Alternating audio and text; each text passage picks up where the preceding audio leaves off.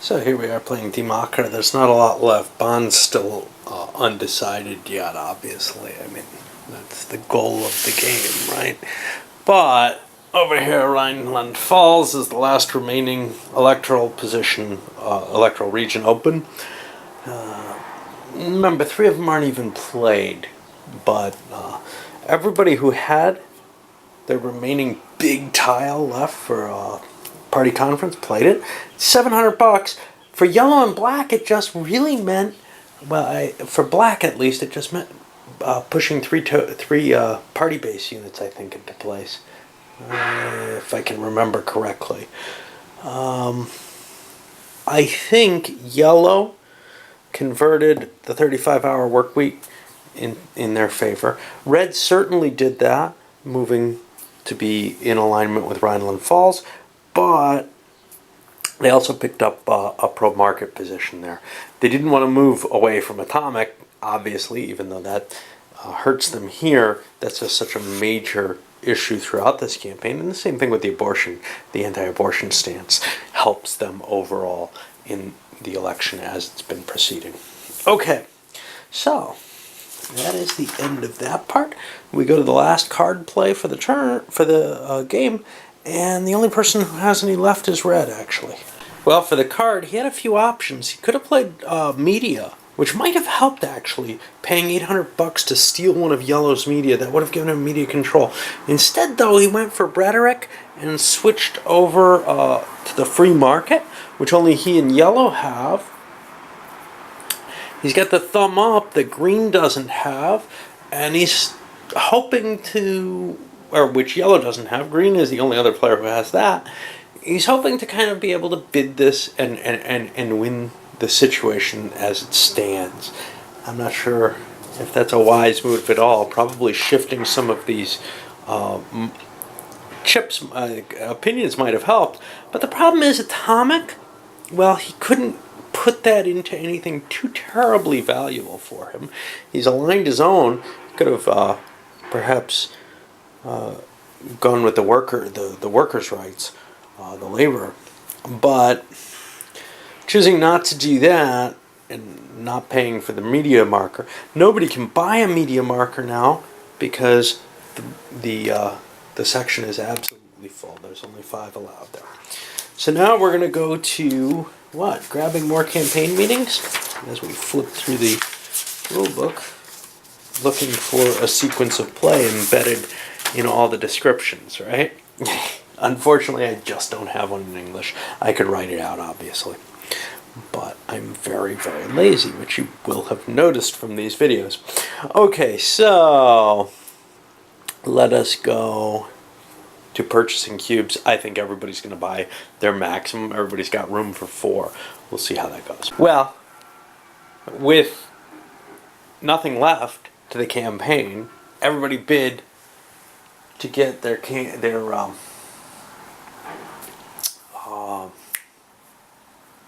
opinion polls. See if they could get 2. Nah. Black ended up having to pay $8,000 for 1 draw. It didn't really help them. They bonused red and decreased yellow, but it didn't really make a difference. They didn't have to publish it. It has no effect on play. It changed 1 thumb up and 1 thumb down to 2 of each. There's no coalition. So at this point, we're done. We've got no regional election, so nothing's going to shift there. And we're going to just calculate out what the votes are that are sitting there and see what happens. Well, after the votes swing, because of the difference between the 2 thumbs up, 2 thumbs down, we see 40-something votes cast for red, whereas only 29 for yellow, 22 for green. Now, yellow has this huge set of agreement, though, and that gives them the total votes as opposed to a little advantage in the total votes as opposed to just mandate and the votes cast there. So what we see it as a final, though, SPD gets 484, FDP only 319. There's no coalition here, and there's certainly no overwhelming mandate with the Greens holding 154. Nobody's got a majority. So red's going to get to pull one of these over, and they're going to be able to pull 2 position markers into play. Now, they're not worried about yellow. They are worried about everyone else, though. And their own positions, they can't move these, which they'd like, but they can move the student walk. But if they do that, they've got to worry about what they're going to do about black. They don't have a good option there. They could cut more atomic. That doesn't help anyone. So they're going to take this because it helps them against at least one and cancel that out. But the others, they don't want to support NATO. That only helps other people, everyone else. They don't want to damage the atomic position, so they'll just send one into place. That's the end of this election. Now it just comes to calculating out what shows up down here, and I'll come back after those points have been scored. And then the overall calculation for the last and final round. We see everybody. I should cover these up so you can't read them. Yeah. Okay. We see everyone media-wise more or less the same. Yellow and black fell behind a little bit, but red and green got the advantages there. This is the agreements. And here, wow, yellow falls way behind, and we knew about that. That's the atomic issue there, just not scoring. Whereas everything else, they had very little of, they only had NATO out of the rest. Everyone else gathered a lot of points, not just from the atomic, but from the others. They had the abortion issue, they aligned with that as well. And those are the only point scorers. The only people who got 7, well, black and green had the NATO issue as well. So they got complete agreement. Remember, these can't go up there. So that's kind of an interesting situation. Everybody's in favor of those things. You can't win the national election by being particularly in favor of them. Party bases, well, that's just counting the tokens there. And as we can see, there's a slight advantage. The CDU beats the green out a little bit there. We end up with adding up the scores, which is just the running total I've carried from here. The CDU again pulled out a little ahead. Overall, though, they're a little bit behind in the multiplier, whereas the base votes, they're a little ahead. Okay, well, turns out a close race. 238,500 versus, 221,800? And with the rest kind of behind, the SPD down at 185, and the FDP far behind.